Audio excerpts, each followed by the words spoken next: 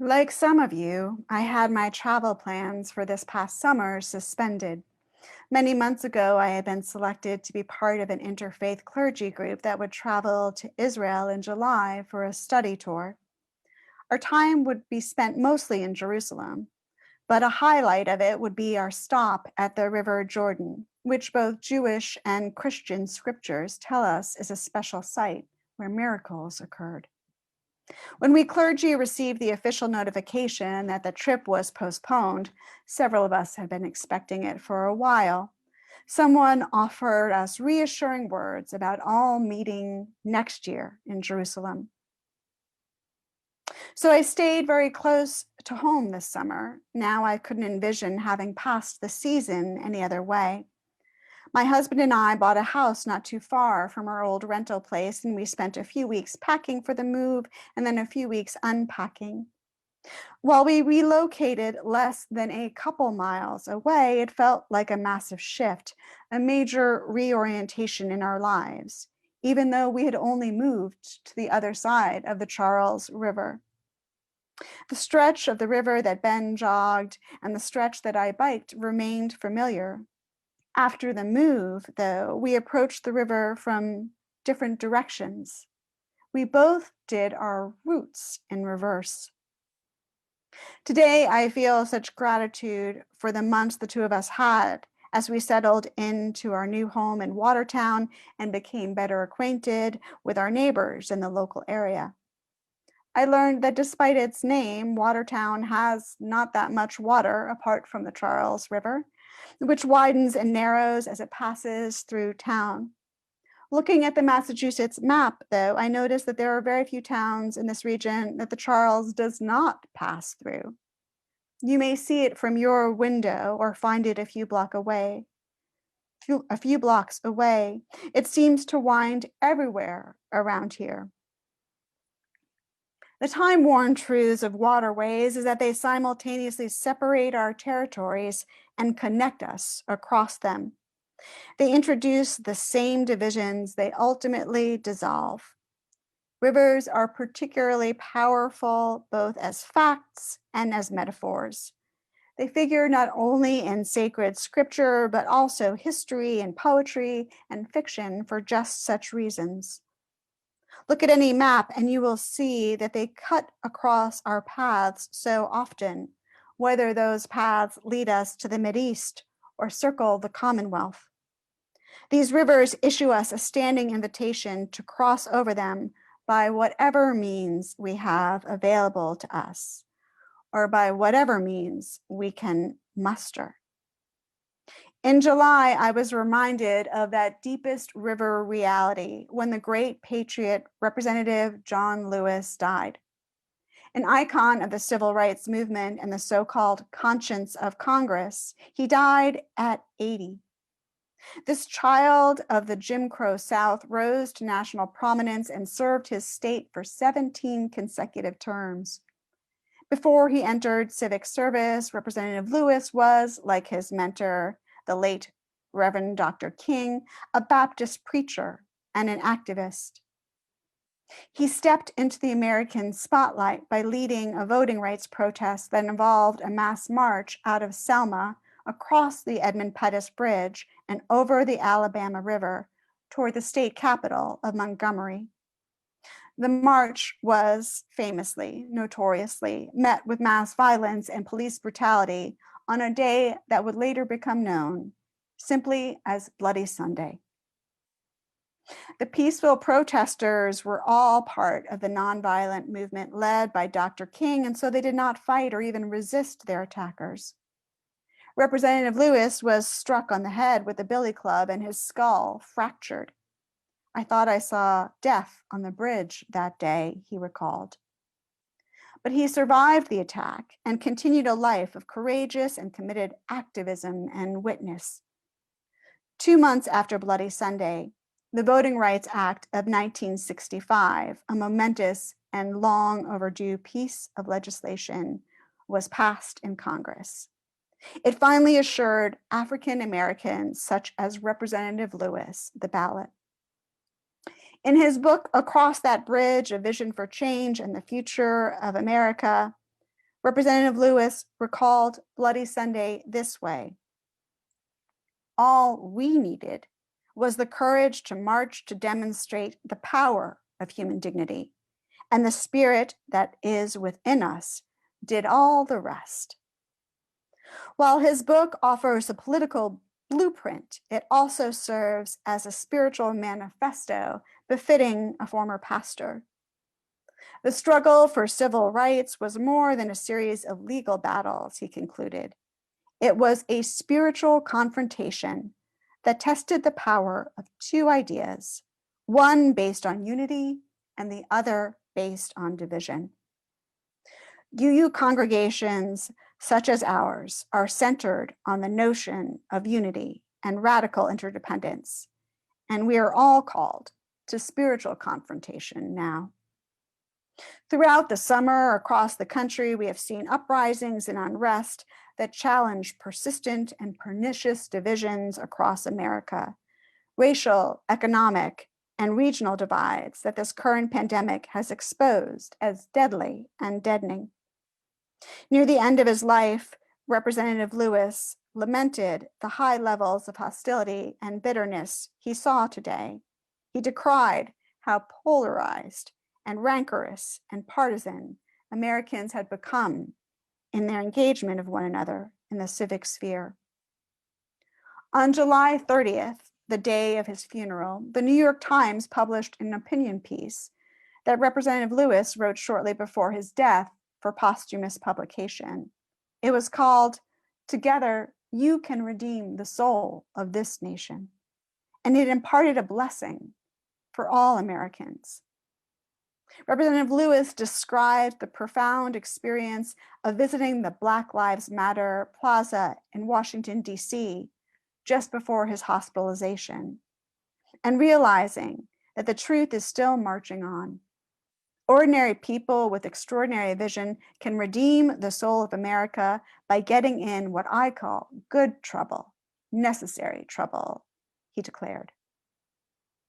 Representative Lewis led a life filled with good trouble and principled dissent and inspired leadership. In Across the Bridge, he outlines the 8-part program that allowed him to persist as a freedom fighter for decades. His comprehensive program includes faith, patience, study, truth, action, peace, love, and reconciliation. It ends with reconciliation, but note that it all begins with faith. In these strange days when we all feel so stuck, our faith can prove saving of our sanity and of so much more. The power of faith is transformative, Representative Lewis contended.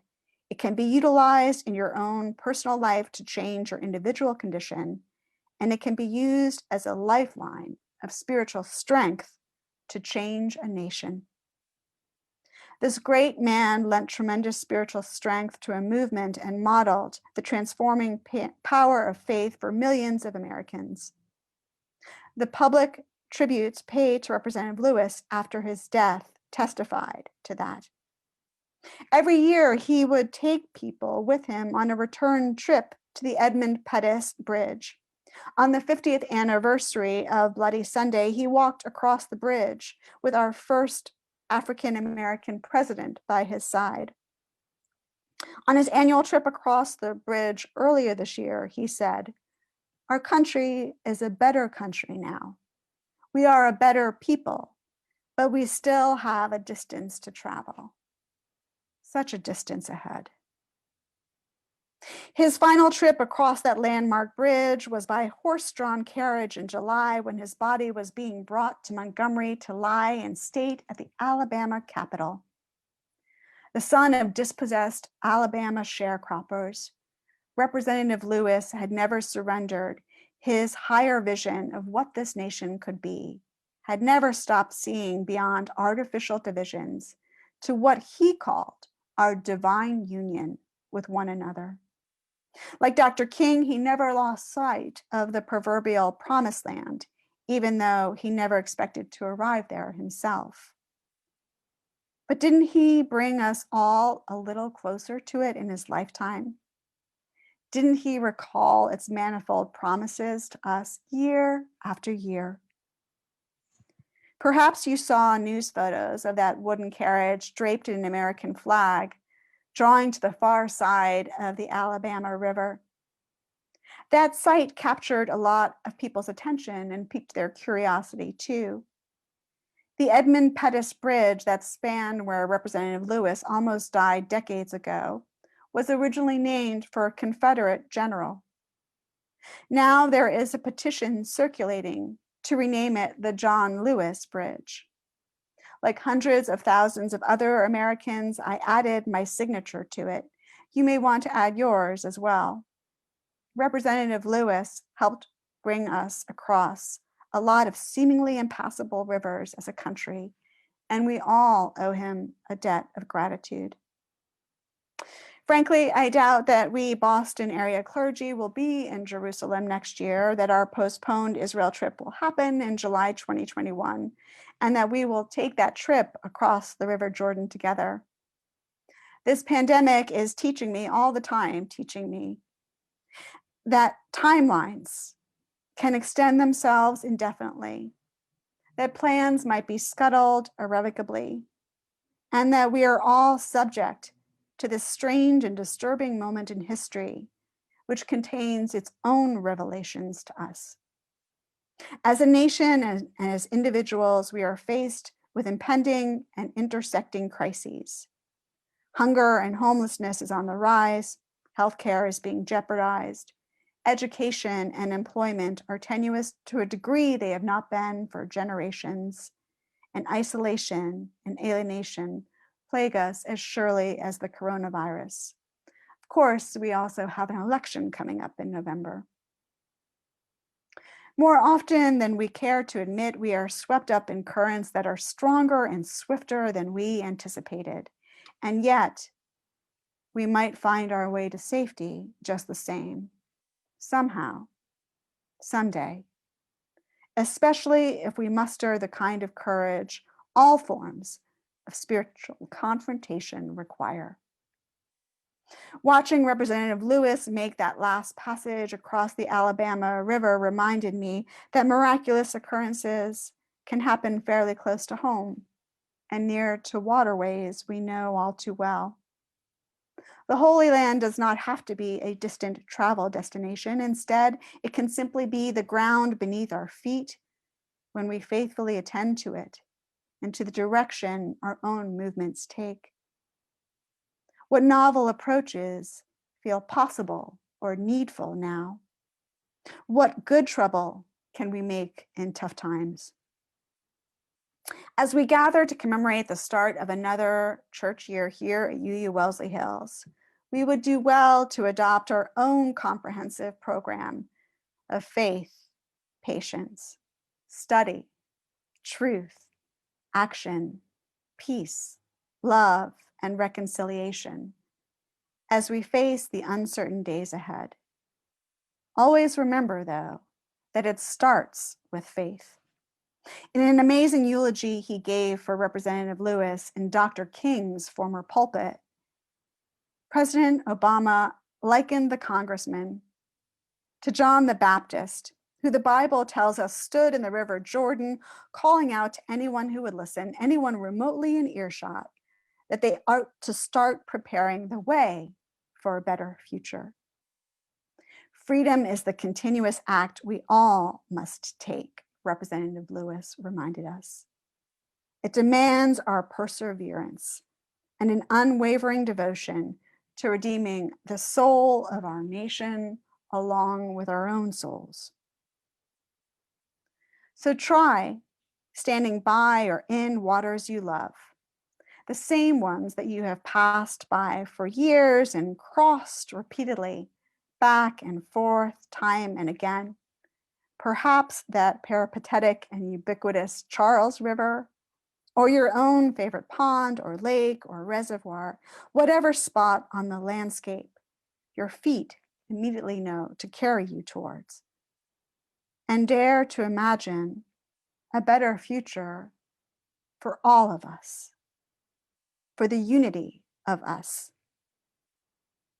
How can you, how will you prepare for it whenever it arrives? What miracles can you help bring to pass in this place?